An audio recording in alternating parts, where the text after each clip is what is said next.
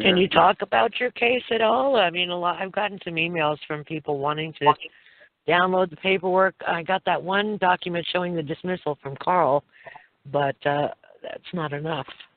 There's not a whole lot of paperwork in the case. You know, they charged me with possession of a firearm. They found a what they call the firearm behind the seat of the car I was driving, and it was loaded. It was a loaded .45 Springfield Smith & Wesson, and they charged me with possession. And I put some paperwork in, and basically, I did exactly what Karl tells people to do. You know, who says I've done wrong? Where's the man making a claim for some kind of a loss, injury, or harm? And you know, when's the plaintiff going to appear? Who's making the claim? Why am I here?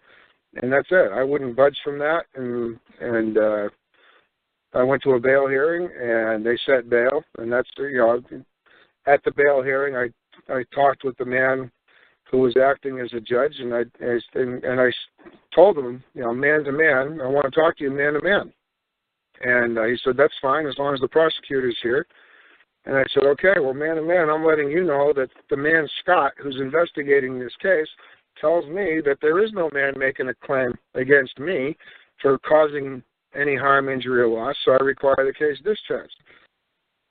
He looked at me and just said, well, here's your bail, you know, conditions, and set bail. So that was the first time I got it on the record. The next time was at a preliminary hearing. It was a probable cause hearing to find out if there was probable cause to send it to a grand jury. And the man acting as judge, you know, they proceeded with their case, and I choose not to participate. And I said what I had to say on the record. I put my notices in. And basically that's all it was, is, you know, I'm not the legal person you seek. Who's the man making a claim against me? A man. Is there a man here? Where's the man making a claim? Who says I do wrong? Who says I've caused them harm, injury, or loss? And I just kept repeating that over and over and over in court.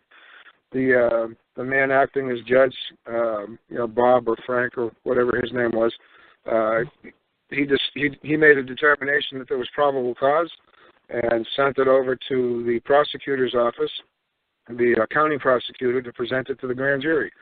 And I had been in touch with the prosecutor's office since day one, letting them know that somebody was bearing false witness against me, and I wanted them to prosecute the man making false claims, and I wanted them to prosecute the officer who had pulled me over for interfering with my right to travel. And as soon as I get back home, I'm going to follow up with that. But like I said, right now I'm in Minnesota working on a property case, and so my stuff's on hold. There's really nothing I need to do now except, you know, just follow up and make sure that it stays gone. They chose not to prosecute, and they dropped the whole thing 3 weeks in. Let me ask you, what's a bail hearing? I mean, did they put you in jail? Well, yeah, I was arrested at 3:30 in the morning, and I required to speak to a magistrate first thing in the morning. So they brought me in, and I was charged with something. It was not the place because it's a felony. They could not accept the plea. All they could do is set bail. So based on the charge, they set bail. So a man has a right to make bail and get out on his own recognizance and so on. So they so you paid that amount, right? Whatever it was. Yes, I did. Okay. Yeah, I paid that. I got out and I started pounding paperwork. Well, it wasn't a whole lot of paper. It was just a few simple notices, you know, targeting the people that were causing me harm. So did you get your gun back? I've never seen that thing. It's not mine. I have no idea what it was doing there. What? It wasn't your gun? Wasn't my gun, wasn't my car. Oh. Well, that was a surprise then, wasn't it? I was a really big surprise. I wasn't too freaking happy about it. I felt like somebody set me up is what it felt like. Oh, wow. Jeez. Okay, so do you know whose car it was? I have no idea whose car it was. Somebody had come over and said, my roommate took off with my van. I'm using this guy's car, and I'm trying to get my van back. Could you give me a ride to my place and see if my van's there? And then, we can pick up the van. I don't want to deal with this guy. I should have never let him move in the first place. And this is somebody I knew, so I said, sure. So I hopped in this car with him, and we took off. And when we got there, the van wasn't there, so he went into the house to do some things and asked me to drive the car around to the other side. He was only going to be in there for a few minutes, and then we left. That sounds like a setup to me. Yeah, so I was driving, and I was traveling. I was behind the steering wheel, and so we got pulled over later on, and they found this thing back there, and everybody was getting excited. The cops did really good, actually. They were very mellow. Nobody pulled a gun on me. Nobody stuck a gun to my head. I mean, it all went down really calm and no big deal. There was by the time it was over, there's probably I counted 7 or 8 cruisers, and there was at least 12 cops over there, paddy wagon and all that shit, dogs and all that.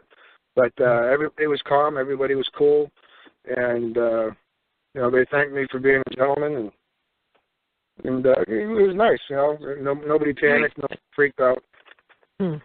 Wow, that sounds really well. It was a learning experience, right? A learning experience. When you do talk shows and you talk about this stuff over and over and over, week after week, and you think you know it. But I'll tell you something, at 3:30 in the morning when you're laying on a concrete bunk and you're going to be seeing the judge, first thing in the morning, things crystallize real well.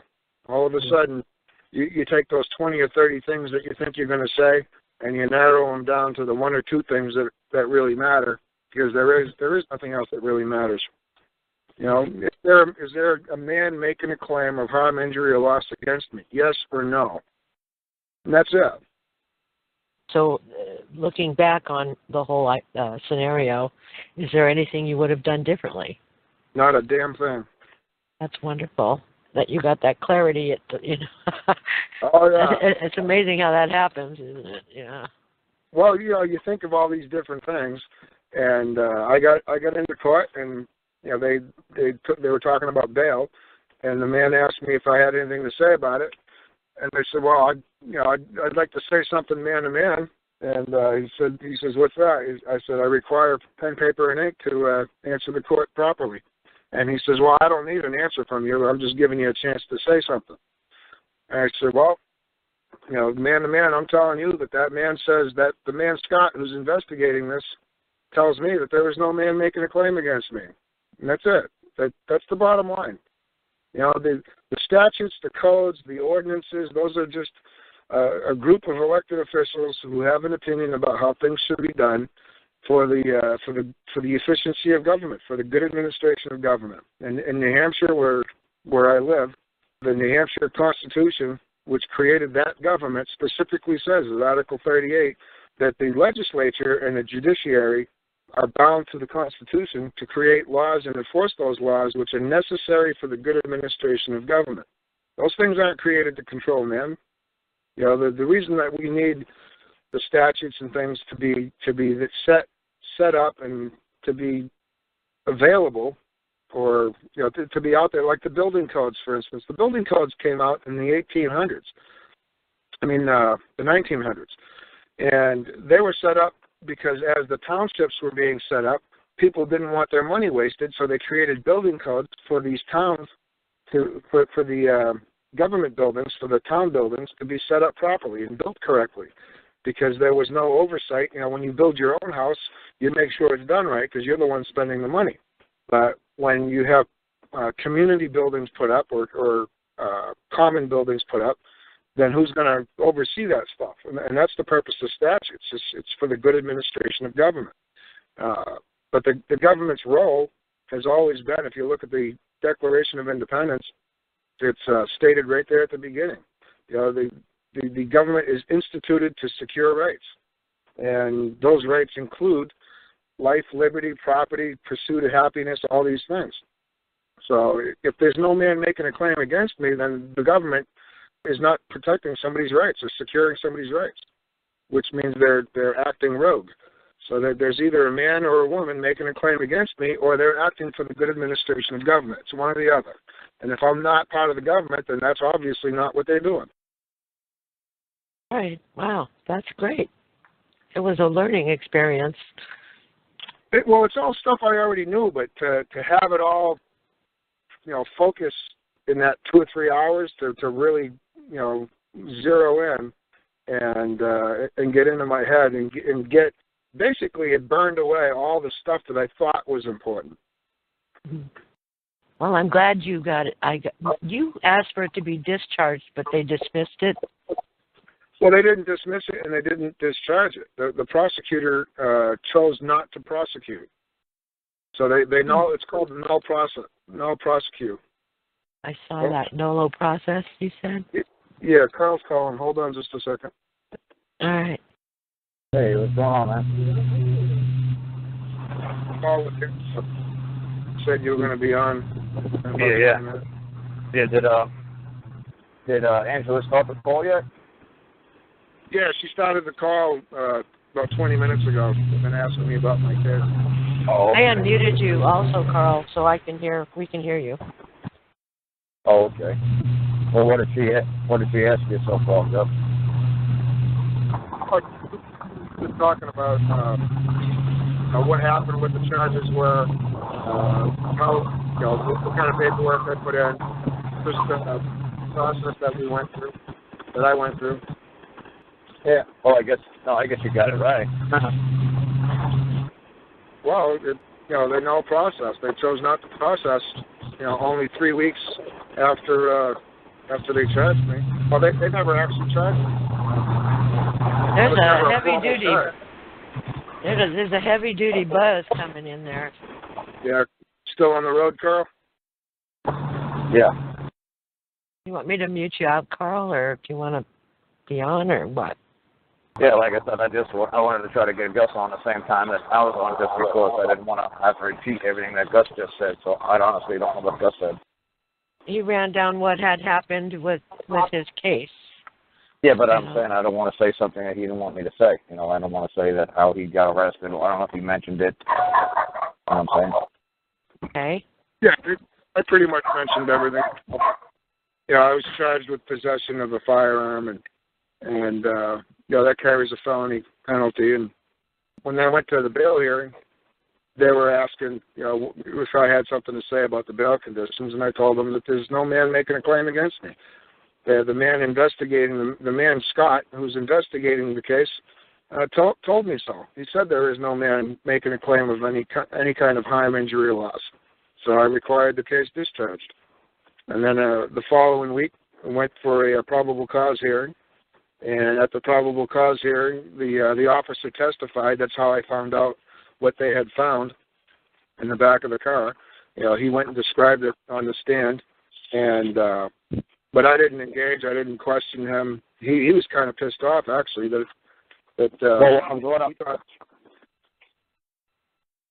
Finish what you were saying, Gus. You were pissed off. What? Well, the only thing bad is the way Gus is doing it. He's going so freaking fast that nobody can really understand what you did. It's like you did the bail hearing. You went through that in about 14 and a half seconds. He said that like I said when we were talking on the phone about it. We went in a lot more detail. It's like, what happened when they brought you into the room? What did you say? You require leave of course with paper, pen, and ink. Yes, I did.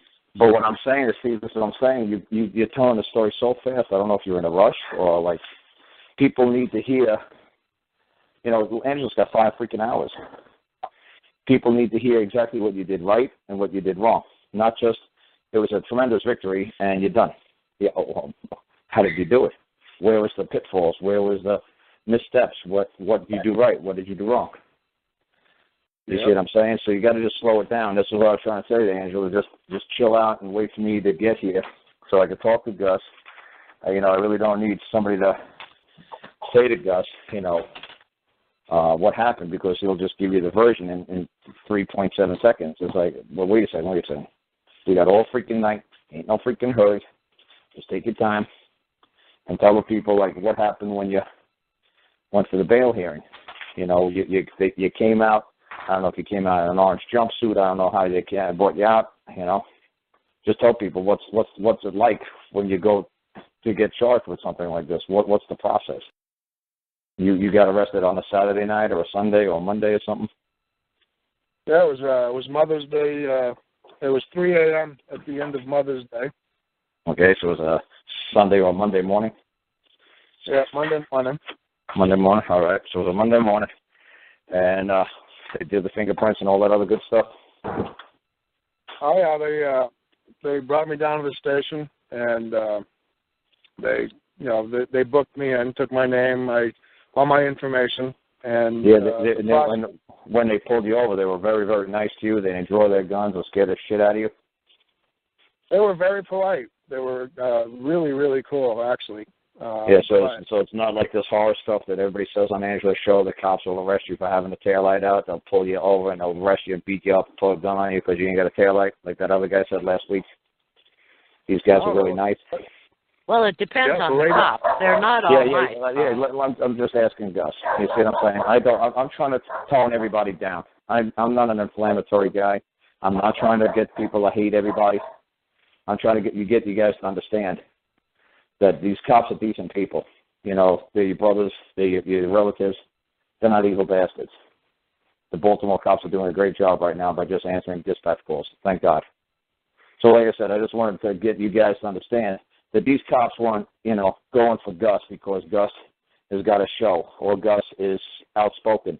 So they weren't just going for this guy and saying, you know what, oh, well, see, Gus stuck his neck out, man. Gus was making himself a name. These cops just pulled him over and arrested him. No, they didn't. Just 3 o'clock in the morning, a couple of guys driving in town. It kind of looks kind of weird driving around that early in the morning. And the cops just want to obviously, they're doing their job. 3 o'clock in the morning, God bless them. Because I wouldn't pull anybody over at 3 o'clock in the morning. Yep, and this is in a town with a population of about 300,000, so it's not some rinky-dink little place. Yeah, there's some heavy-duty stuff that goes down. Right. So, like I said, so it was amazing that you're a pretty big-looking man. You're not a peewee. And for them not to, especially one of them was a woman. You said. Yeah, the lady that pulled me over was she was about 5'5", 5'7", and right. Decent build. But I mean, she didn't panic. She didn't freak out. The other officer that was backing her up is actually the one who saw the firearm. And or whatever it was they found, and he got excited at the right up front because he was looking for some quick answers, and when you verbally come at somebody, they tend to make mistakes if there's a mistake to be made. Yeah, so this is what I'm trying to say, that even though at 3 o'clock in the morning, all of a sudden they see two men, and you ain't peewees. And they didn't panic. They didn't all of a sudden draw their guns. They get on the ground, lay down, roll over. They didn't any more weapons in the car, any more weapons. They didn't start, doing any crazy shit. They just started talking to you like man on man. They didn't go nuts, did they? No, they wanted to know what it was there, what the gun was doing there. The other man with me, they pulled me over for not using my left turn signal. At 3 o'clock in the morning, when you're driving at 3 o'clock in the morning in a city like that, you got to expect to be pulled over because this is what the cops are paid to do. They're paid to secure and protect the property of man at 3 o'clock in the morning. They want to see if these guys are going around selling drugs. Like, what normal man is just driving around at 3 o'clock in the morning? Now, other people could jump my ass right now and just say, look, Carl, everybody's got the right to be let alone. Everybody's got that's right, in the private, not in the public. There's what's that ruling that they make all the time? There is no consideration for privacy in the public. You have no right to privacy in the public. None. If you're in the public, you're fair game. You have a certain duty and obligation to that public. If you don't want to do a certain thing, you don't want to bring notice to yourself, don't drive around 3 o'clock in the morning, look like us. I mean, I don't mind when I get pulled over at 3 o'clock in the morning. I know exactly what those officers are pulling me over for. They want to see if there's a dead body in the trunk. They want to see if there's a goofy guy like me. What am I doing? If I'm a little old lady, Aunt P, obviously they're not going to pull Aunt P over. But I expect them to pull me over. I hope they pull me over. And I hope when people who look like me come through my neighborhood, they pull them over as well. I believe in that. I believe they're doing a damn good job. I'm sorry, I don't bash cops.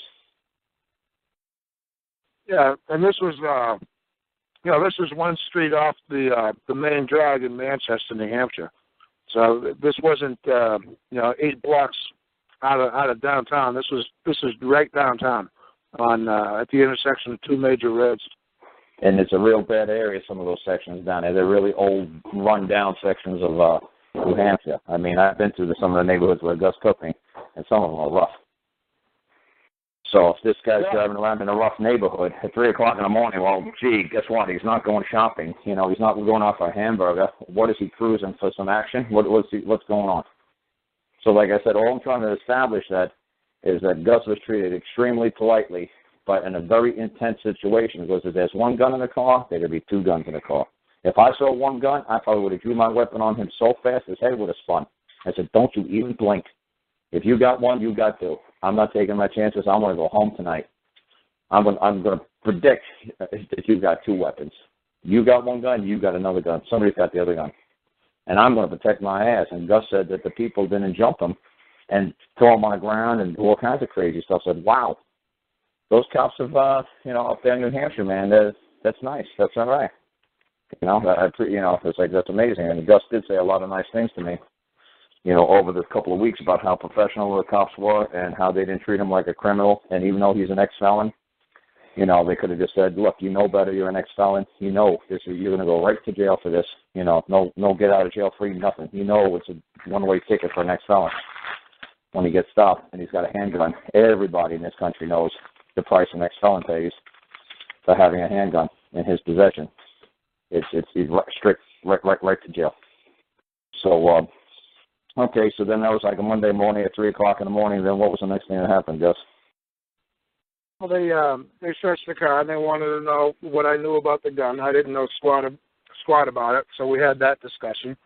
And more cops kept showing up because it's 3 in the morning. It's the only exciting thing going on. Yeah. But they were all pretty cool. There's no yelling, no screaming. The first thing they told me is just, put my hands on the steering wheel, and I did, and that was enough to keep things calm. It was no big deal. So, they asked me to step out of the car. I stepped out. They patted me down, searched me, emptied my pockets, went through my stuff, and eventually I got into the paddy wagon, and that's when one of the cops thanked me for being a gentleman, and we went down to the station where they walked me in and booked me, and they didn't squeeze the shit out of the handcuffs. They didn't do nothing. It was just really cool. Yeah. And that's what I'm saying. Well, like I said, like I said on my show or whatever, when there's a time to give like an accolade to somebody who's doing a professional job and did it right, I give it to them. If they say if somebody's a horrible, hateful human being, I give it to them as well. But I just wanted everybody to know that you actually were treated them decent. You didn't give them the riot act. Nope. As a matter of fact, the guy that was with me said, "Aren't you going to take orders? Aren't you going to do the Karl Lentz stuff?" And I was like, "Dude, it's 3:30 in the morning. I'm not in the mood for that shit. I'm going to bed. I'm going to take the ticket and I don't know why I'm being pulled over, but I'm going to take the ticket and go home. I'll deal with this tomorrow morning." This is what I was trying to say to people. This is why you had to talk slower, because some people might try this crazy order stuff at 3 o'clock in the morning. Yeah, that's not. I mean, it depends. If I wasn't so tired, I hadn't really slept a whole lot, and if you're going to do that stuff, you got to do it with a smile on your face. So I wasn't in a pleasant mood. I was already exhausted. It wasn't time for me to try out new things. You better do it when the cops could have, full visual imagery of, they could see everything coming and going. They could see your hands. They could, you won't make them nervous. You pull this, you just at 3 o'clock in the morning, you just go along with a freaking program. in a bad neighborhood, just go along. Don't play any of this. Oh, is that an order? Is that a command? Oh, I'm a man. I got the right to travel. The United States Supreme Court says this, man. Don't play that nonsense. And this is all I'm trying to say. There's a certain time when you do my stuff, and there's a certain time when you don't. So I'm so sick and tired of people saying, well, Karl, you said to do this. It's like, look, every case is the same, but every case is unique. Every situation that you run into is different. It's like when I say to people, the Supreme Court makes a ruling today. Is Angela against Gus? And this is the way the Supreme Court ruled in that case. So lawyers and the legal society runs around and say, oh, well, look at the ruling that they made for Angela versus Gus. Okay, now I get in a similar situation with Karl versus Mark. And Mark tries to say, well, look in the Angela versus Gus case, the Supreme Court ruled this way. It's like, wait a second, I'm not Angela, and you're not Gus. So whatever happened between Angela and Gus in their case, that's between Angela and Gus and whatever judge was sitting at that particular moment of time. I don't really care what happened in Angela versus Gus or Hale versus Hinkle or Roe versus Wade. I don't care. I'm not Mrs. Roe. That's not Mr. Wade. I don't care. But those cases, they had their evidence and their facts, which is completely, has nothing to do with the evidence and facts that I'm going to bring before the court today. So when they all start yelling out, especially the lawyers and legal people, say, oh, well, look at, Harris versus Jones in 2007. It's like, do I look like Mr. Harris? Are you Mr. Jones? No. Then why are you bringing up some irrelevant material at this time? What are you going on about? I'm sure the evidence and the facts back in 1997 have, were not the same or exactly the same of what's being presented to the court at this time. So why are you bringing up some ridiculous case law, some ridiculous precedent? Because my name is not Mr. Harris. I'm not Roe. I'm not Wade. I'm not Angela. I'm not Gus. I'm Karl Lentz. Now, who's making a claim I've done something wrong? Well, where's their evidence and where's their facts? Because it's unique. Every case is supposed to be determined on its merits of the case. That case, those facts, that evidence, not what happened in 2005, not what happened in 1902. I don't care. And this is what I'm trying to make such an effort to get people to understand, that stop worrying of what case law or precedent was set 5 years ago, 20 years ago, 200, 2,000 years ago. Who cares? It's irrelevant to what's going on in your case because you're a man and that's another man. What happened between me and him is what happened between me and him. So, okay, Gus, you said that you just pick up where you left off then. Okay, I'm eating a burrito.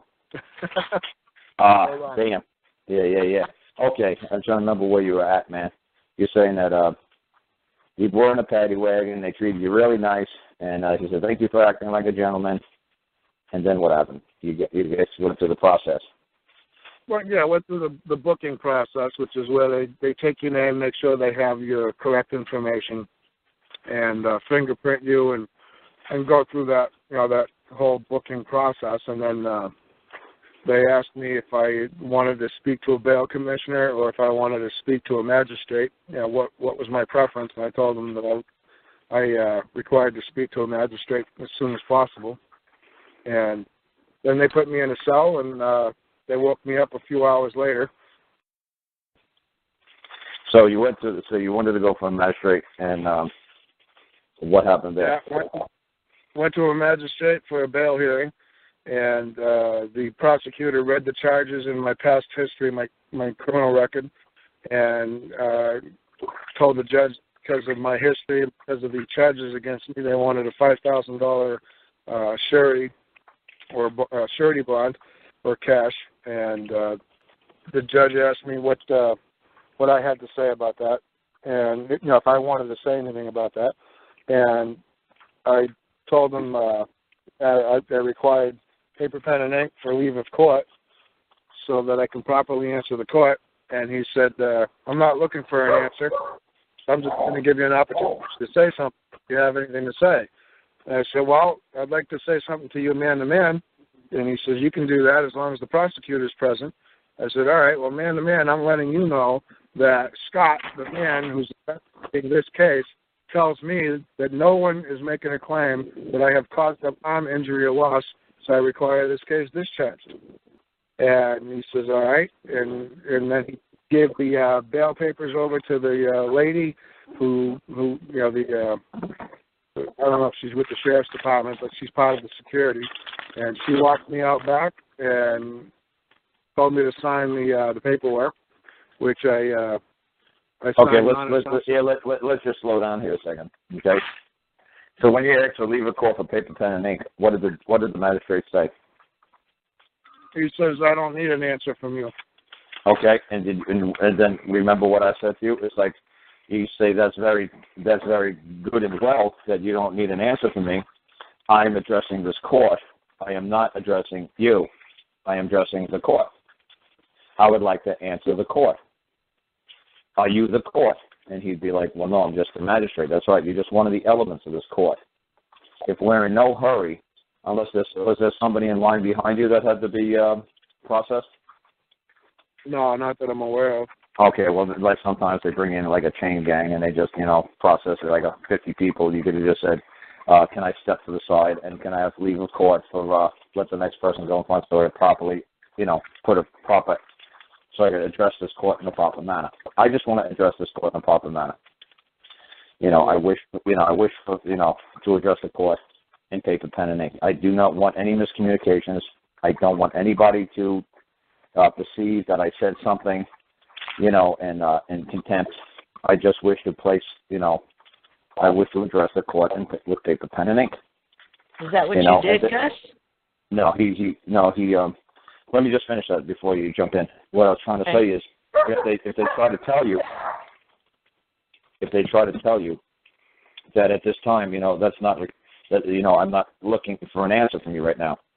What I was explaining to Gus what to say to Gus then was to say to them, tell them that you require. Say, I'm not asking, I'm not begging permission, I'm not requesting. I require of this court to give I, a man, leave so I can address this court in a proper manner. This is not my court. I wish to address it in a proper manner. And the big thing is you have to get a piece of paper in immediately because the prosecutor or whoever looks at it next, Gus's piece of paper would have been the very first thing that they would have saw. And then they would have saw the charges. They would have, the charges would have came after. So no matter who read it, next they would have said, holy cow, we got a man here.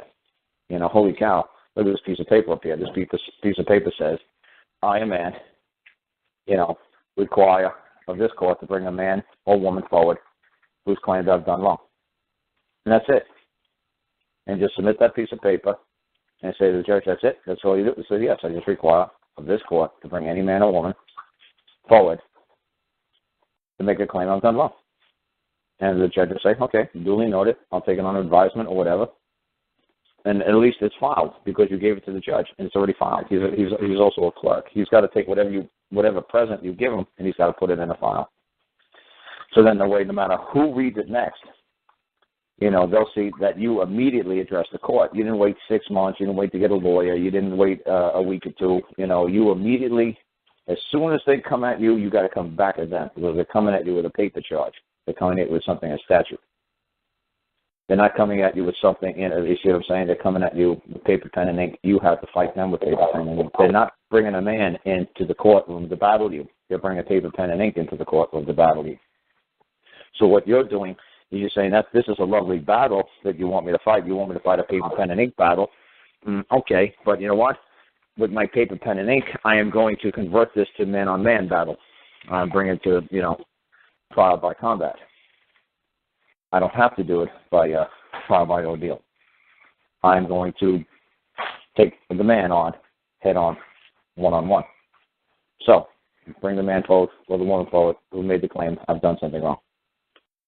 And to say there is no man or woman bringing a claim form, say then, I wish of this case to be discharged in its entirety. And you could write that down too. If the judge says there is no man or woman who, has, brought a charge against you as wrong. I said, okay. Then you could say, I require leave of court again. Or you could put it down in the first thing. You could say, I require this court to bring a man or woman forward who makes a claim I've done wrong. If no man or woman will come forth, I require this court to discharge this matter in its entirety immediately. You'd do something simple like that. So, Gus, were you the one who's telling me that maybe you should keep something like that in your back pocket so that way they can't take away legal documents from you or paperwork from you when you're locked up? Yeah. Whenever, one thing I've learned from having been arrested and gone through this process a few times is if you claim you've got legal documentation on you, they cannot take it away from you. So, for anybody who's not sure, it wouldn't be a bad idea for me to do it again, is to have something written up that you just keep on you. And when they take your money out of your pocket and they inventory all your stuff, they're not going to inventory your legal papers, your lawful documents. You can keep those with you. So you can definitely have a laminated card and just keep that in your pocket at all times. It has all those things on it that you want to bring, put forth onto the case before it goes any further. Yeah. You see, this is what I'm trying to say, and this is why I just wanted to go a lot slower, because there's a lot of information Gus and I talked about for a couple of weeks leading up to the no-law process week. So I just wanted to take it a lot slower than just everything. Congratulations, Gus, it's over. Yeah, right. There's a lot of ups and there's a lot of downs. There's a lot of trepidation. There's a lot of fear. It wasn't that quick. It wasn't that simple. It wasn't that easy. This isn't a game. This wasn't one page done. You went through the booking process, the bail hearing, and then your dad, you forgot to tell him, you cannot be discharged, I know, in the United States unless the property owner signs you out. So what happened? Say that again, Carl? In the United States, no matter what I've been, there needs to be a property. Somebody who owns property has to sign you out. Yes. Okay, explain to them. So people never been arrested, Gus. That's what I'm trying to explain to them exactly the minutiae of every single thing that's going to happen. So what happened then after the bail hearing? Well, your bail conditions are set, and you either got personal recognizance or you have something a little heavier involving cash or surety. And, once it escalates to a felony, now you're looking for somebody to back you up who owns property that's willing to put their property on the line as collateral should you take off, should you run. So my dad had to come in, and because I don't have any property, my dad came in and he signed off and put his house up as collateral for the $5,000 should I take off. Right, and this is what I tell people too. Thank you, Gus, because that's really important. Like I said, a lot of people might not have got arrested, like you and I, so they don't understand what they're looking at. So what I tell people all the time, if you really want to protect yourself from being arrested, one of the best things to do is go out and buy 3 inches of land, buy 6 inches of land, because it doesn't matter. They don't never ask the landowner, how much land do you have? They just want to know if you have something deeded to you, which I think is hysterical. They said, do you have any land deeded to you here in this county? And you say, no. They say, do you know anybody who owns land that's deeded to them? Well, yes, but I really don't want to wake them up at 3 o'clock in the morning and ask them to come down here and sign it. I think they're going to be pretty pissed. It's like, well, that's the only way you're getting out, or you're going to spend, until your trial, day of the trial. So I told people, look to see if the easiest way is to buy the minimum amount of land in your community. If Gus had 3 square feet of land, Gus could have signed himself out. You see what I'm saying, Gus? Ain't that funny? Oh, yeah, that totally makes sense. I've never thought of it that way, but... This is why I'm bringing it. So that's why I'm doing it little by little, slowly by slowly, because all the years that I've been dealing with the law and dealing with being arrested and being signed out, I've taken something and noticed that, I've never noticed them ask the property owner, how much is your property valued at? How big is your house? All they want to know is, are you a landowner? It doesn't say 3 square inches of land. So I'm like, you know what? I bet you if I own 3 square inches of land, they would never ask. They'd just say, yes, do you have any land in this property? Yes, I do. And they'd, find out, yep, he owns land. Wait a minute. Did they ask you that, Gus? No, they asked me if I knew anybody that would sign for me. They didn't ask me if I had any. They wanted somebody else involved, but it had to be somebody that had property to put up. It had to be it had to be a property owner, Angela. It has to be somebody who owns land. What they did ask me is if what I had for collateral. So right. I told them I had 3 cars that were paid off, and I could put them up. And they said, "What else you got? What else you got?" So they didn't ask me if I had land? Right. If Gus said he had land, they would have said, oh, so you're a landowner here in the county? When the Constitution of the United States first got started, there was all kinds of electoral conditions to place a ballot, to vote. And one of the number one things, which I think is super important, was you had to be a landowner. The freeloaders could not vote in the United States. People on welfare could not vote because obviously 90% of the people don't own land. So obviously, since you don't have a stake in the game, since you don't have a claim in the game, since you don't have anything to lose, why should you be allowed to vote? So what happened, this is what I learned, I think it was in a little Iowa or Kansas, they still had that law in the books. So what the people were doing, they were selling 1 square inch of land to like all poor black people in town so they could be landowners.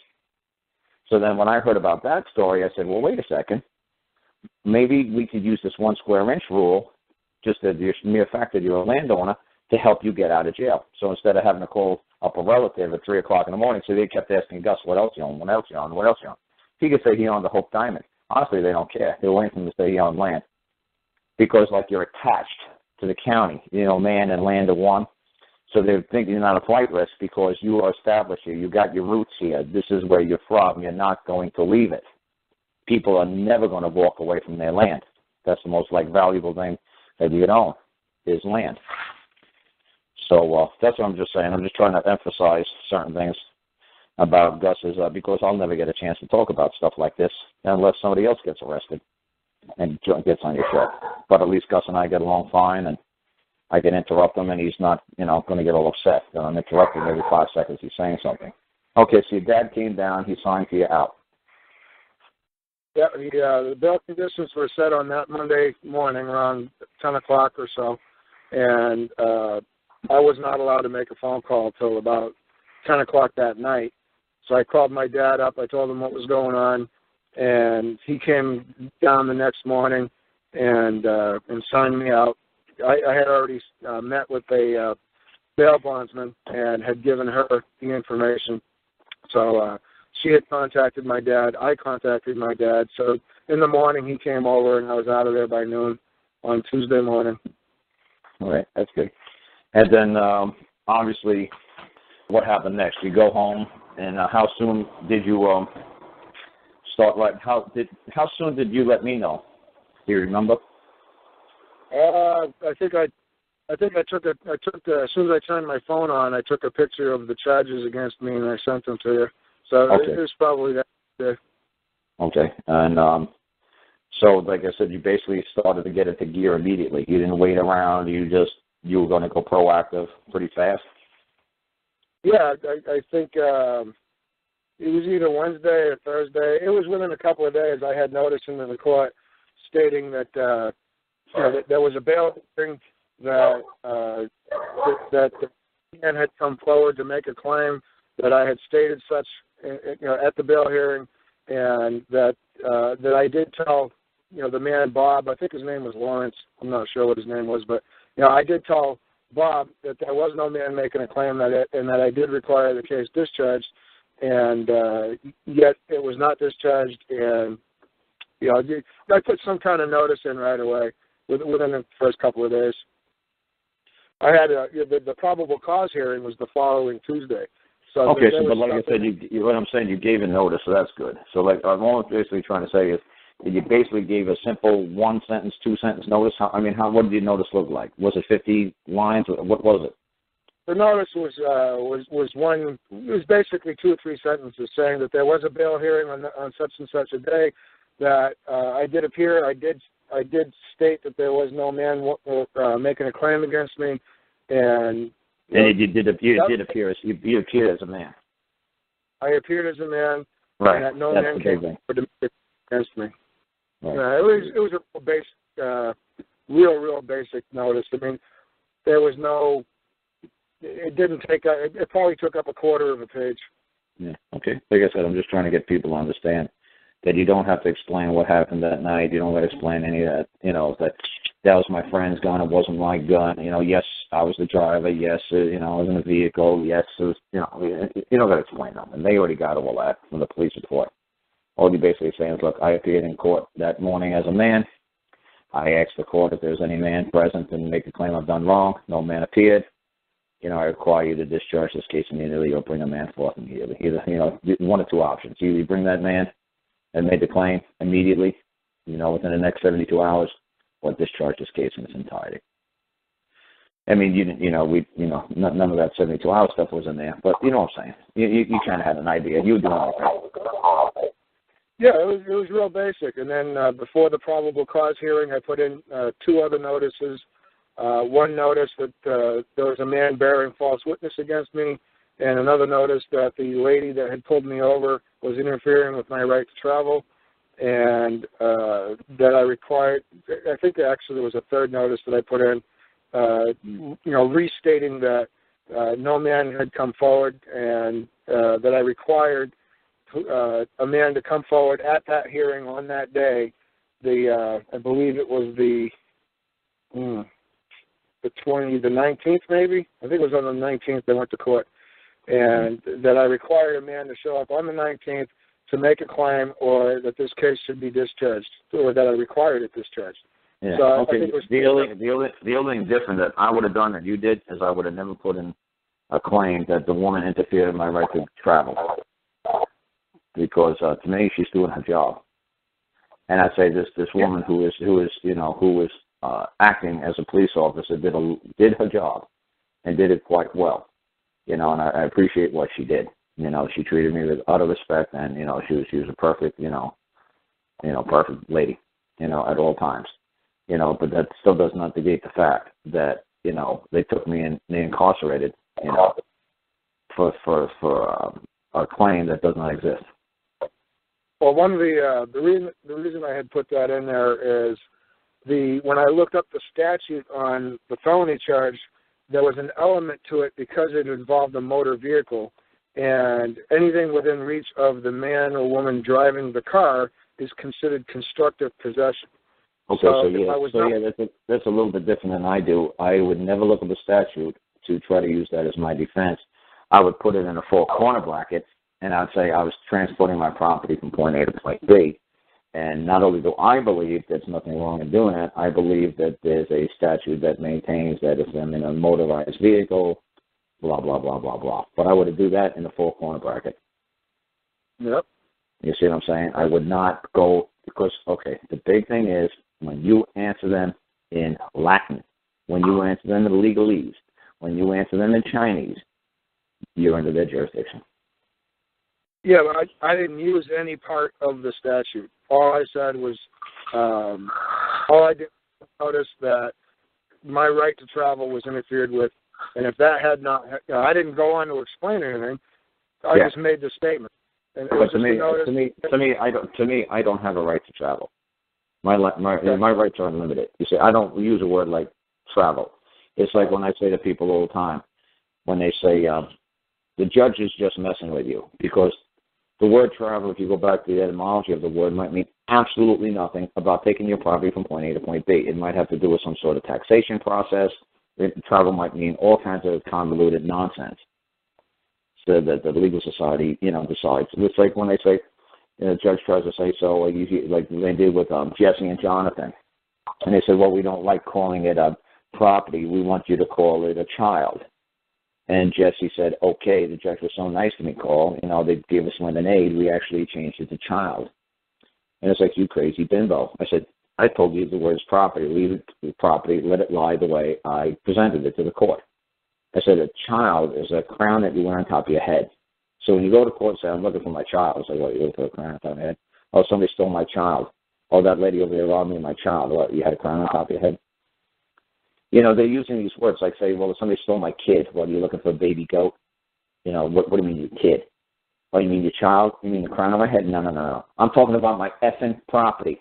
That's what I'm talking about, property. It only means one thing. You can't convolute it. You can't distort it. You can't twist it. You can't reshape it. You people are word manipulators. You guys just live on, this legal mumbo jumbo bull. You're not messing with me. And that's why I tell people, only go to court like with the Bali's claim that I put into the one in England. 8 words. If I'm doing it in 8 words, why are you guys doing it in 9 words? I can master 8 words really well. And I could carry those 8 words for the rest of my life. And anybody could say anything in court, well, what about this law? What about this? And I'll just keep going back to the same claim. I, a man, claim the wrong of trespass. That's it. What's the trespass? See Exhibit A. What was Exhibit A? The police report. That was you. You could have just put the lady's police report down as Exhibit A. I want to make a claim of a trespass. And there you go. The right to be, I wish to be let alone, or I wish to go from point A to point B. See Exhibit A. Clearly shows that I was not allowed to go from point A to point B. That ability was hampered by this lady's actions. But like I said, she was a police officer. God bless her that she did a freaking job. Look what's happening in Baltimore right now. Thank God this is what's happening in Baltimore right now. Thank the Lord that the cops are refusing to just pull people over anymore. They don't care. They're like, you know what? We don't care if you guys shoot each other, kill each other. We don't care anymore. Go ahead and rob everybody. We don't care. Until we're dispatched, we don't care. And this is what I said to people a million times. If you go back to my show, and I say to people all the time, I had an uncle, his name was Gary Puma, and he was an officer in New York City. And when he walked the beat with me, I walked the beat with him. And he showed me, his jurisdiction, his precinct that he walked in, and he walked the beat. So say we were on 11th Avenue and 42nd Street, and he looked across the street, and he said, you see that little old lady with that black man? I said, yeah. What happens if that black man grabs her pocketbook and runs? What do we do? I said, well, duh. Obviously, we go chase the black man. He says, no. First of all, I told you, this is our precinct, the south side of 42nd Street, not the north side. If we cross over that line, we're in somebody else's precinct. So first of all, we're out of our jurisdiction. We have no right to be over there. That's not within our control. I said, but wait a second. What if the little old lady starts screaming? He says, perfect question. He says, you think this is freaking Starsky and Hutch? You think we chase bad guys? You think that's what the police, we do here in New York City? This is what the police officers do? I said, well, of course. He says, no. He said, because what's going to happen is I'm going to chase Jesse Owens. And back then, the cops wore funny shoes. They didn't wear, like, trainers or tennis shoes or sneakers, whatever you guys call them. He said, I'm never going to catch that guy.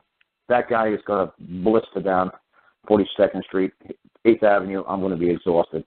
I'm going to come back. And he was walking me down, in the summertime. He says, that's when I had vacation. I'd come into New York City and I'd hang out with my family in the city in the summers.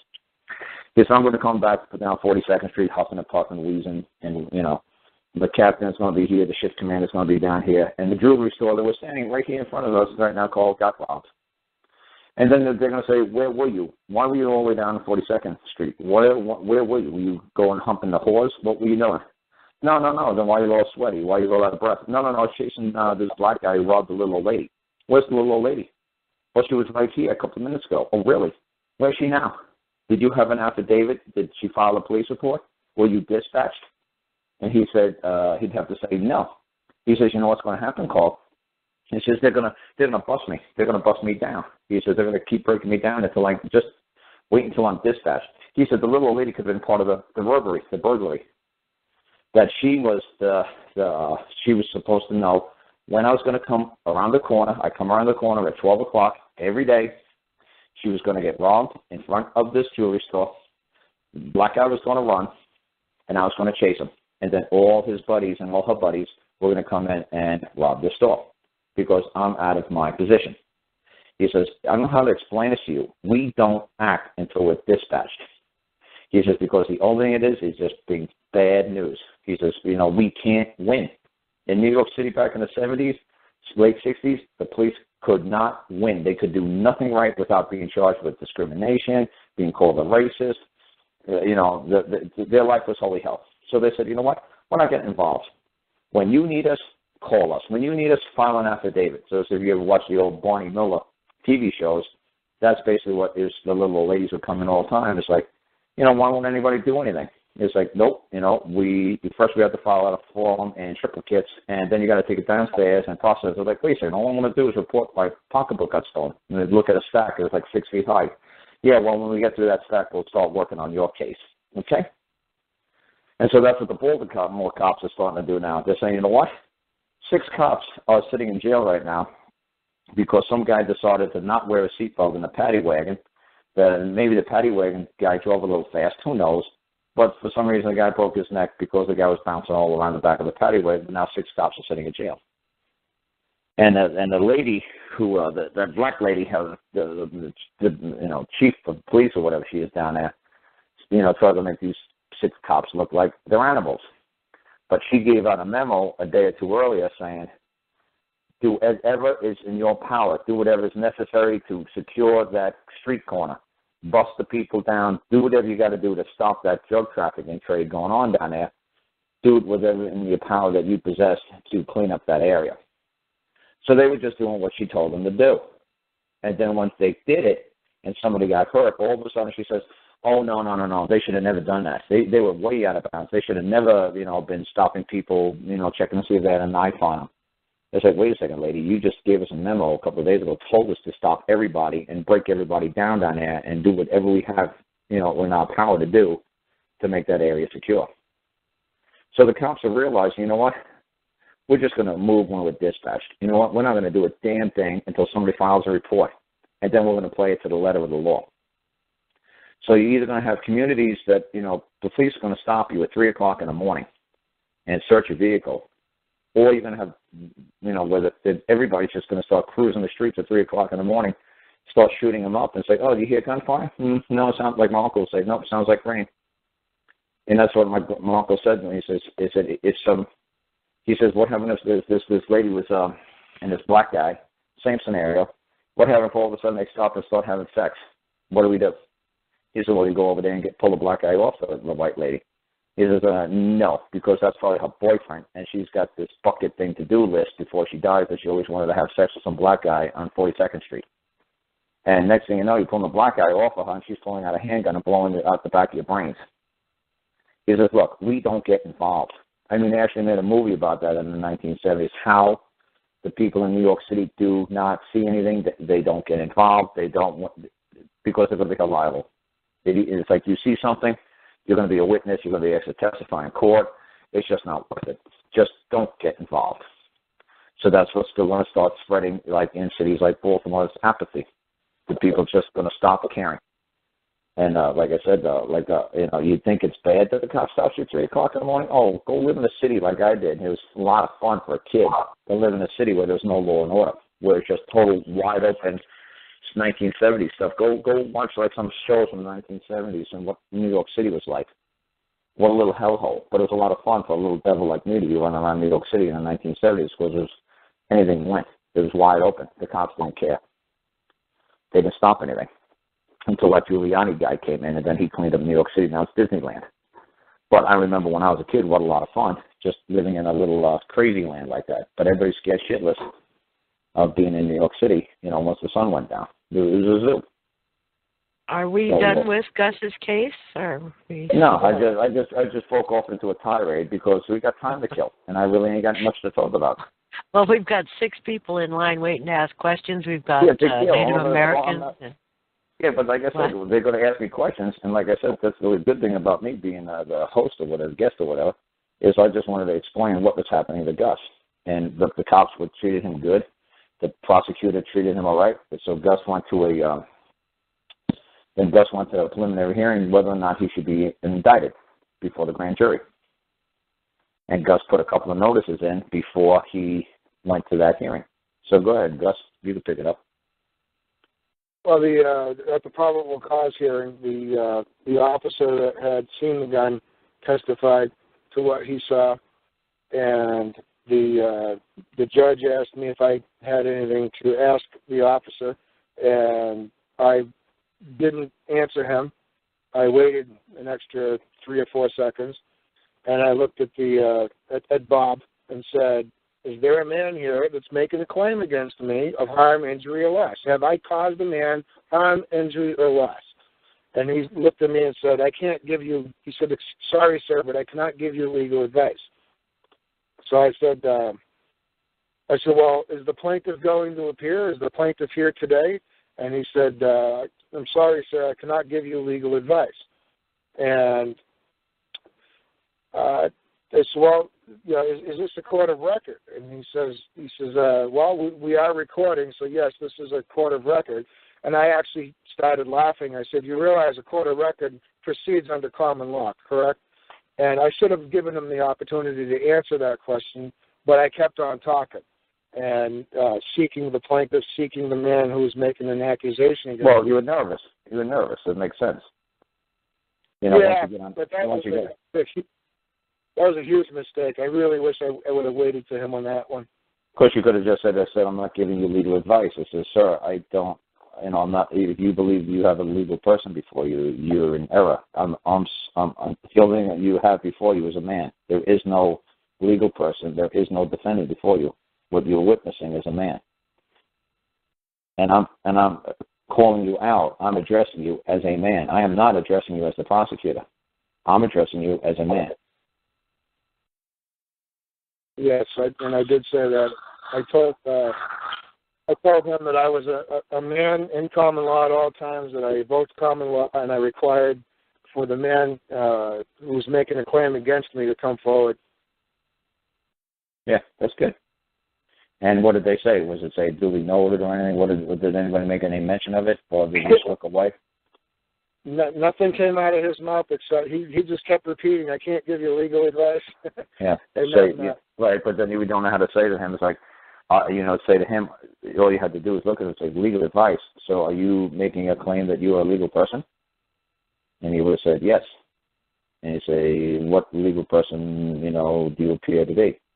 And it's on the prosecutor's case. It's like, okay, well, I'm looking for a man who's making a claim I've done something wrong. That's the court that I'm in. I'm in a court where a man has to appear and make a claim I've done something wrong. I'm not in a legal, this is a legal procedure. Oh, I'm not a legal person. I'm sorry, you got the wrong person. I'm not a legal person. I'm only a man. But that's okay. Yep. Like I said, man, but the best kind of stuff like that is always put it in writing way before you get there. It's like I said, it's just like Van Halen when they would always say they want blue M&Ms before they'd appear. All you had to do is put the terms and conditions in which you were going to appear at that preliminary hearing. I will appear as a man, and I'm going to require this court to bring forth a man to claim that I've done something wrong. Then another notice could be like, I'm not a legal person. I'm not a Boy Scout. I'm not a person of the Boy Scout Society. I'm not a person of the Girl Scout Society. I don't understand Boy Scout code. I don't understand legal code. I am not a legal person. I'm not a Boy Scout person. I am not a member in good standing in the Boy Scout Society. I haven't paid my dues. I'm 51. I haven't paid my dues in 37 years. I'm not a member of the Legal Society. I'm not in good standing in the Legal Society because I'm 51, and I've never paid dues in 51 years. I am not a member of the Legal Society. So if you're looking for a legal person known as Karl Lentz, it's not I.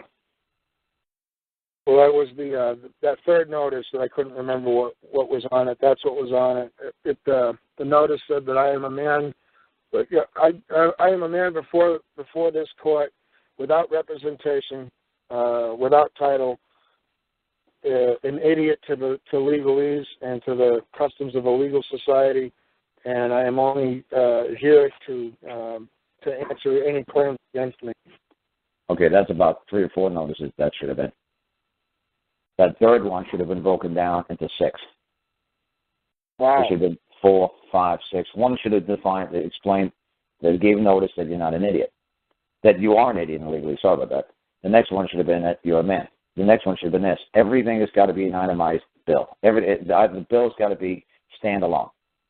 It's just like when they try to pass a bill through Congress. You should know this. You love legislative crap. They will just jam so much crap into that bill, and hopefully it'll squeak through. And then if somebody catches that through the bill, that bill gets slowed down. It's like, oh, no. Now it's got to go through committees. Now it's got to no. How about we just make a nice little simple bill that goes through Congress in 2 seconds? All kids on the school bus should wear a seatbelt. Who's going to argue that? Nobody. Let's let it go through. You're going to say all kids should wear seatbelts on a school bus, and I'm not a legal person and I'm an idiot in legalese. Well, that's going to start convoluting things and start getting discussions and arguments and no. How about we just do one notice at a time? How about we first say I'm an idiot. Then the next notice is okay, I'm a man. Next notice is I'm not a legal person. Stuff like that. Just one boom, boom, boom. That's why if you look at my paperwork, that's exactly what I did. Boom, boom, boom, boom, boom. One notice at a time. That's what I said to people. I said, oh, you think my case was dismissed? Oh, really? I said, what makes you think my case was dismissed by the United States District Court? I said, why don't you look actually read what the magistrate wrote when he dismissed it. The only problem is read the paperwork I put into the court before he dismissed it. I told that magistrate, I said, you've got about 24 hours to dismiss the United States complaint. I did not file a complaint. You should have never opened my case. It was not open for the inspection of the United States District Court. It was for the jury's eyes only. You better close that case.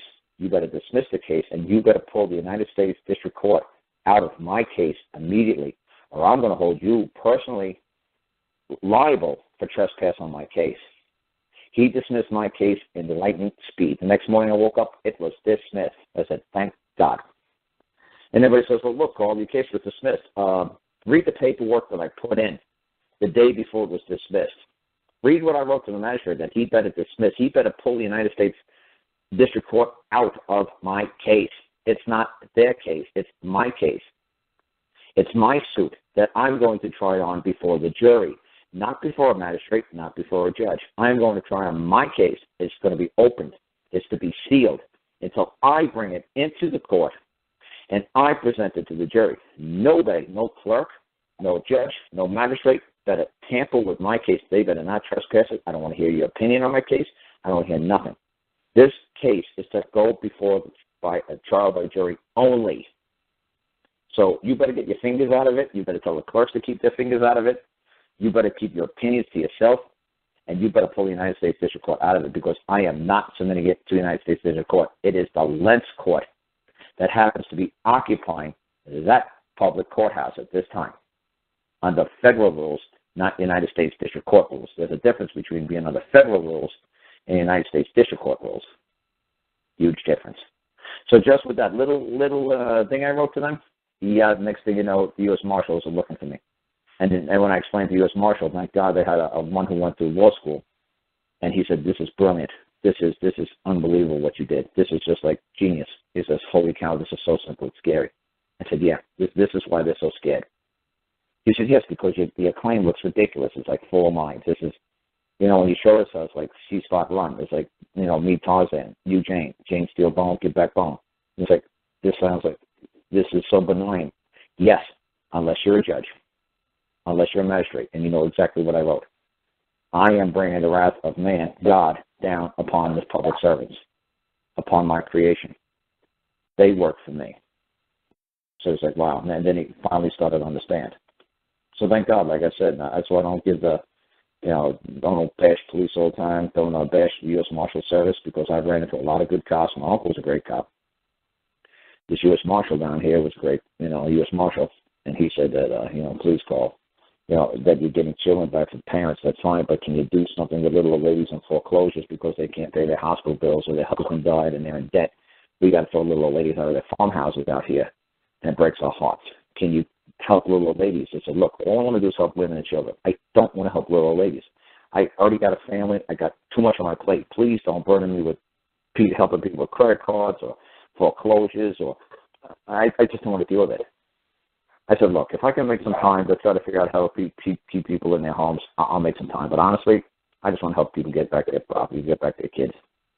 And he says, well, I'd appreciate it if you, help people, stay in their homes from these bankers. I said, okay. So like I said, I don't want to hear that these marshals are just evil bastards, because they even want the bankers to stop doing what they're doing and driving people out of their homes based on foreclosures. So, and believe me, I have cops who call me up from all over the country telling me they have IRS problems. And there should be a cop from Chicago listening to us tonight. But he never wants me to call him out and say he's a cop. But he's got IRS problems, and they're coming after him too. So they're just normal people. There's a gentleman on from West Virginia that says that he had 3 charges dismissed on June 8th, thanks to Karl. I was arrested on December 21st and charged with obstructing an assault. Karl helped me to settle the matter in private. Yeah, that was great. I mean, it was funny. I'm grateful that it worked out good for him, but it was funny. I don't know how much longer it was before.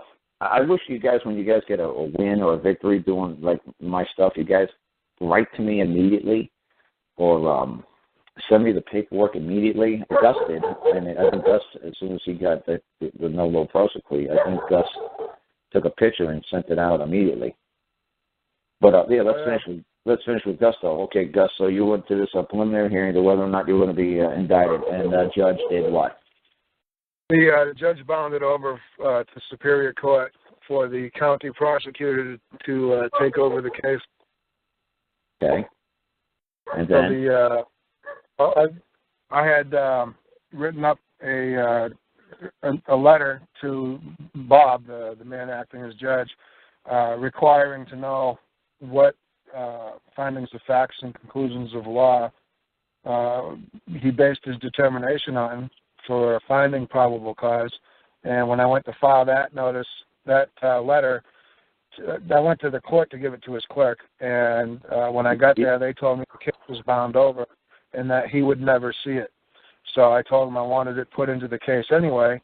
And then I made extra copies, and I went to the other courthouse where it had been over to, and I made sure that same letter, which I had put into the first court, which is a district court, also was entered into that Superior Court. And then I checked the case file to make sure the case file was complete. And there were some notices missing, and I did have some with me. So I had copies from the district court. So I had brought them over and made sure that the case file was complete over at Superior Court. That's cool. You saw some missing, so yeah, that's great. Well, what happened when they were saying that they wanted to bring it over to a grand jury? What happened there? Well, the day I got to the Superior Court was the day the case file got there. So what I did is I put those notices in that had not been carried over.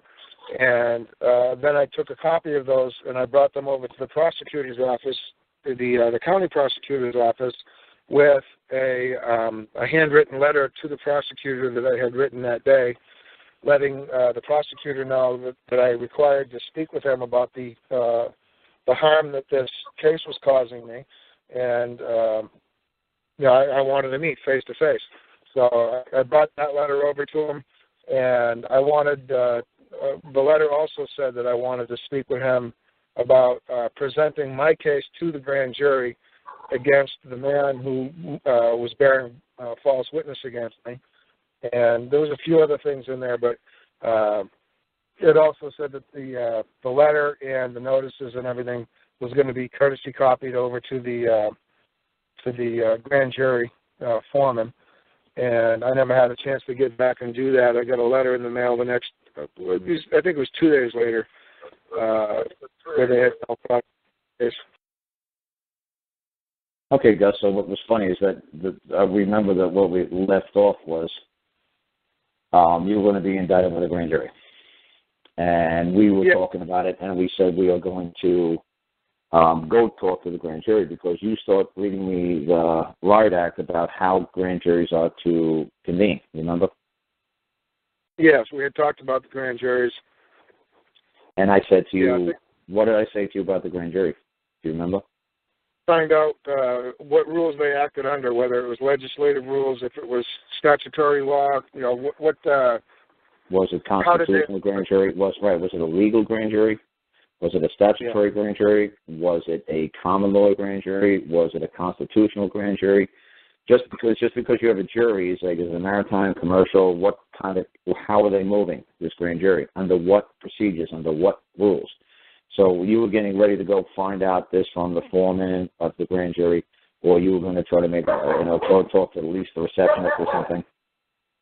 Well, what I was going to do is get back to the jury clerk who schedules the juries and the grand juries. But before I did that, I wanted to read up so I had some kind of head knowledge about what I was talking about. So I contacted some friends that are familiar with juries and grand juries, and I asked them to send me, what they thought I should read, and I did my own research. So I spent about 4 days researching the grand juries, and the case got discharged in that time. Not discharged, it got null processed in that time. So that's something I still have yet to follow up on. I'm going to be, it's one of the things I need to do as soon as I get back to New Hampshire. But I never did find out.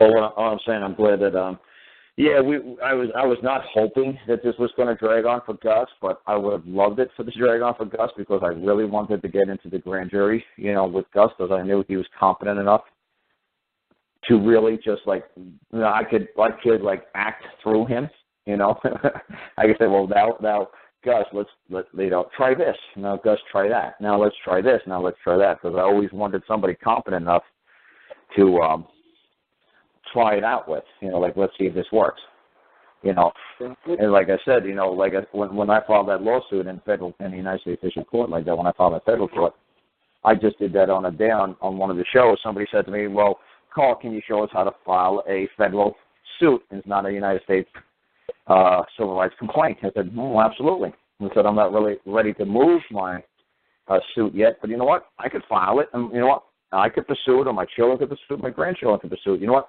I'll at least file it. It'll just be a couple of sentences. I'll file it, and I'll pursue it when I got time. He said, but you know what? You want to see how it's done? I'll show you how it's done. Because I couldn't find anybody who wanted to file a federal lawsuit that understood the difference between a United States District Court and a federal court. Because there's federal courts in Canada, there's federal courts in Mexico, there's federal courts in China.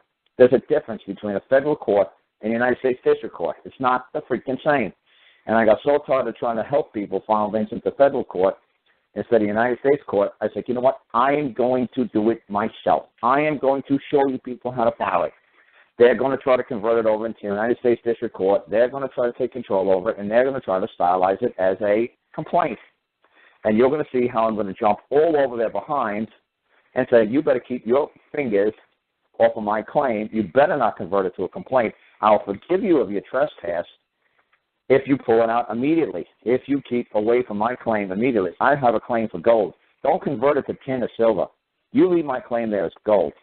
That's a golden claim. Don't you mess with it. I didn't ask you to help me. I got this covered. I don't require anything of this court at this time. I'll let you know when I'm ready to pursue my claim to a federal court. Thank you very much. If you refuse to, I'm going to hold you personally liable for trespass on my claim of gold, my claim of trespass that somebody used a forged instrument to cause me harm. So before you people are like, oh, well, Carl's got a case dismissed, read the damn case. And then somebody called up and said, Carl, you got a case dismissed. I said, so what do you think that means? That means it's over. I said, so that you think it means that I can't put anything into the case? You think that's what it means? It's over, like I can't add things, take things away, modify it, I can't do anything? Really? How many documents would you like to see me put into that case? Oh, it says the case is closed. Really? The United States District Court's case is closed, not the federal court case that I placed in front of the court. That case is open for as long as I want it, my children, my great-great-grandchildren. It's open until I say it's closed. So I said, well, what do you mean? I said, how many documents would you like to see me place into that case? They're like, oh, I don't know. You can't place anything. It says the case is closed. Okay, watch this. I'll put in what? What will make you happy? 10, 20, 30 documents? How many will make you satisfied that I could do it as I wish with my case as often as I like? Put documents in there as often as I want. That's it. And I put in what? Like 10, 20, 30? I don't know. It's on my website. I put 10, 20, 30 documents in there just to show. Yeah, right. You're trying to tell me, they're going to tell me what I can and cannot do with my case? Yeah, really? You think they're going to trespass on my case again after I gave them fair warning? Don't do it. I'm going to hold you personally liable for a trespass. No, they let me. They kept putting it in, and people said, wow, yeah, look at all these notices that you put in. That's right. Put a couple of dozen notices in. Put a couple today, a couple next week, a couple of weeks after that. I said, so you're saying my case is closed? How do all these documents keep popping up on paper? How do they keep getting recorded?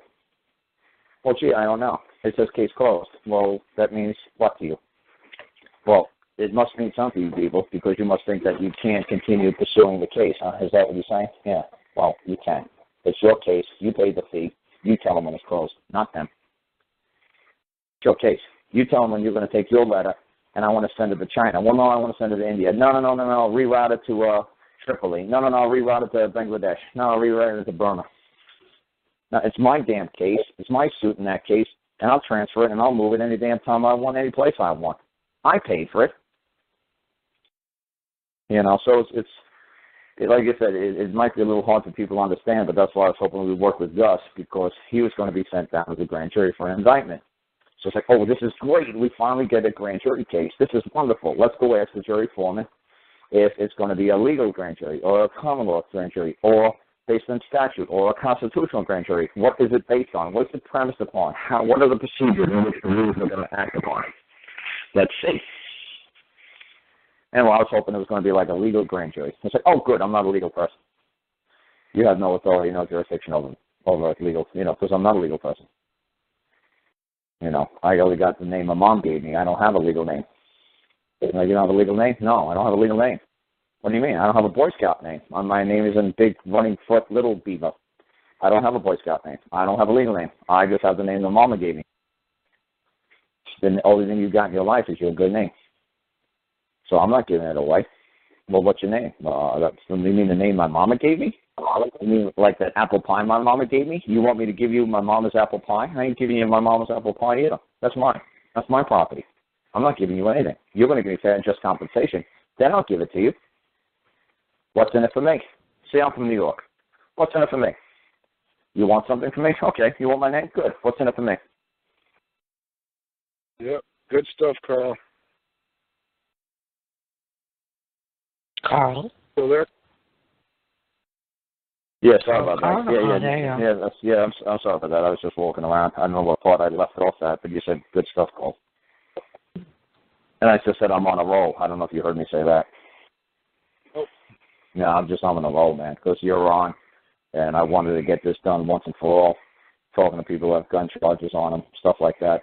What's a gun? I don't have an effing clue what you're talking about. You're talking about my property? Is that what you're talking about?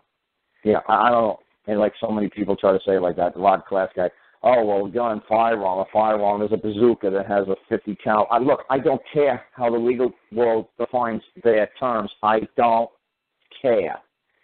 Well, you had a gun on you. You mean I had my property in my possession? Yeah. Did anybody claim that property is not my property? That's how the guy in Canada and Quebec got his birds back immediately in an open court. I said to the guy, just plead guilty to every damn thing. Go listen to it. It's Mr. Daly and Karl Lentz, Birds of Prey. It worked in Quebec, which is supposed to be a code land. Plead effing guilty. Did you bring the damn birds into Canada? Yeah. Did you have them inoculate? No. No vaccination? No. No paperwork? No. You smuggle them into the country? Yes. You know what? I don't give a damn. Because you didn't hurt nobody while you're doing it. You paid somebody in Venezuela, Brazil for all those birds, right? Yeah, good. Then who gives a rat's ass how they got to your home or to your zoo, your private property? Who gives a damn how they got here? They're yours. Did you steal them? No. Did you make fair and just compensation for the guy in Brazil or Peru, wherever? Yes, good. It's not stolen property? Good. No, great. The prosecutor is going to swear up and down. He's going to swear that that's your property. He's going to swear that those are your birds. He's going to swear that they're your guns. Good. God bless the prosecutor because he's building your effing case. He's swearing on a stack of Bibles. Those are that man's birds. Those are that man's guns. Oh, good, good. Okay, then give me whatever your legal fine penalties are. You know what? I'm guilty. You know what? The other problem is I'm not a legal person. I don't understand your legal codes, and I'm not bound by them. So you know what? If you say I'm guilty, if the Boy Scouts say I'm guilty of breaking the Boy Scout code, okay. If the Boy Scout code handbook says I can't bring birds into Canada, okay. If the legal code book says I can't bring birds into Canada, okay. So the problem is I'm not a legal person. I'm not a Boy Scout person. The other problem is you have no jurisdiction authority over me. I'm just a man. And this is a land of man still, a common law land? Yeah, well, sorry. But, you know, what do you believe, you believe I'm guilty? Fine. If you believe you see space aliens on my head right now, look, I'm not here to argue the facts or evidence with you. If you see space aliens on my head, you see space aliens. I'm not here to dispute your facts. I'm not here to dispute your evidence. I don't care. Am I causing any harm or injury to you? No. Then what the hell does it matter what I'm doing with my property? What is it to you? Well, you know, according to this code, the Boy Scout code, according to this legal code. Again, with the legal code. Again, with the Boy Scout code. What are you going on about? I don't see it. So, like I said, if you listen to Mr. Daly and Birds of Prey, he says that they were talking in French. And the man just simply said, fine, I'm guilty. Fine. You believe I owe a fine, a debt? Fine. Tender me the bill and tell me that's what I owe. Fine. Not a problem. Oh, yeah, and he said when it got nice and quiet, he said, oh, and the man said, oh, yeah, and by the way, that prosecutor swore that those are my birds. My birds? Those are my birds? my bird's good. Give me back my property. Give me back my property immediately. And the judge said to the prosecutor, restore his property immediately. And the prosecutor went off in French and said, da-da-da-da-da, whatever. And the judge said, you know the law. That's his property. You must return it to him immediately. And then he said the man left the courtroom, and he said you could hear the prosecutor and the judge like screaming at each other. Like the prosecutor going like, do you realize what the hell you just did, Judge? He was like, hey, I'm a mandated reporter. That man said, somebody's got his property. I got to give him back his property. That's the law. I can't hold his property. Government only exists to secure and protect the property of the man until the man comes forward and makes a claim for the property. This man made a claim for his property. I got to get it back from him forthwith. I don't got a choice. That's my freaking job. I'm the judge. That's what I do. Define my job as something else, and then I'll do it. But until then, I got to abide by the rules of my job. This is what I do for a living. I help man secure and protect his property. When a man claims somebody's got his property, I got to order the other man to give it back. Said, so you're the one who screamed up and down for an hour. That was the man's birds that he brought into Canada. What am I going to say? No, they're not your birds. When the prosecutor in Canada, the Canadian government just swore for 2-3 hours, 2-3 months, that it was this man's birds, it was this man's property. What am I going to say? No, it's not your property. The prosecutor just swore it was your property for the last 3 months on the witness stand. So the Canadian government swears that those are your birds. You bought your birds. These are your birds you bought. Yeah, you brought them into this country. Yeah, they're your birds. Yeah, okay. You're liable to these birds. Absolutely.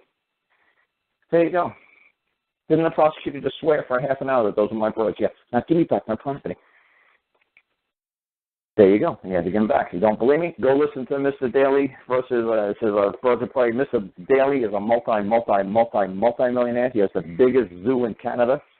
He owns a Lion Safari Park up there in north of Hamilton. There's no reason for him to lie. He was just like, holy crap, Carl, this thing really worked. I told my friend he owned a zoo in Quebec how to do this, and he got his birds back. He was like, holy crap. He said, it was great. It's not a very long YouTube video to watch. And just go listen to it. These judges know what the hell they're doing. These cops know what they're doing. These U.S. Marshals know what they're doing. They're just waiting for a man to appear and make a claim. Not somebody jib-jabbing back and forth and some ridiculous legalese jogging. Because like I say to people all the time, when you take on the role, when you act as the defendant, if you act as Othello, I don't care if you're Lawrence Fishburne. I don't care if you're Laurence Olivier. I don't care what a great actor you are. I don't care, who you think you are.